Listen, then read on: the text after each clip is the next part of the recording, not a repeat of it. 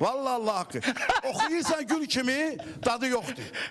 Dadı odur ya, SMS-dir. Ay Allah, gül kimi yeməkdir. Bu bozmaqdan ne kadar Misal deyirəm də, dolma olsun. Yəni Sizin bizə verdiyiniz qiymət o SMS-lərdən milyon dəfə çoxdur. mən sənin o Emin Sabit... Biz SMS-ə görə çıxmamışıq. Biz sənətimizi göstərməyə görə çıxmışıq və mən söz verirəm ki, bundan sonra da bu sənəti belə də davam elətdirək, Əli müəllim. Minnətdaram mən. Hamınıza təşəkkürümü bildirirəm. Çox sağ olun. Ben Kərəmdə adlı sanlı oxuyan... Emin Sabitoğlu'nu sən olmuşam, Gəray Fəzlinin sözlərini oxudum mən. O çox çətin mahnıdır. Onu hər oğlan oxuya bilməz onu. O qədər gözəl oxudun sən onu ki, özüvə məxsus oxudun. Yəni ki, mən buna qiymət verməliyəm. Bu, indi Toylar Kralı olsa da bu mahnıdır da, yəni oxumaqdır. Fərqi nədir? Və sonra da bizim Əlbaba Məmmədovun, bizim gözəl sənətkarım. Alqışlar gəlsin Əlbaba əmiyə. Deyirəm, vaxtımıza ki az qalır, biraz ifaya yeri verir. Ona görə də ki, sən o sonra Amma Bəhram səsini- Nəsibovun mahnısını oxudun, səni qəmli görsən, nə bilim, Oktay Kazımın Bəs nə deyim oxudun. Çox gözəl proqramdır. Vüqar, Hələ. mən sənə arzulayıram ki, SMS-i hələ vardır. tutalım bu səfər keçdin. Gələn səfərlərsə mütləq hazırlıqlı gəlməlisən sən. Sözlər dəqiq, musiqi yerin dəqiq. Mən hələlik sənə 200 xalı verirəm. Ona görə ki, sənə həvəsdən salmıram. Sənə verirəm 200 xalı. Əli Mirəliyevdən 200 xal gəldi Vüqar Rəhimli üçün. Çox sağ olun, minnətdarım və mən istəyərdim ki, balaca bir 2 dəqiqə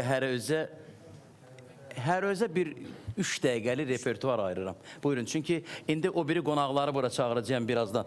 Bir səs üçün 87-78. Çıqaşangı çeşinə toluşan zıvon Jığımızın tojaşone toluşan zıvon Atılışsa voleybool əzzətədə Portağol limone toluşan zıvon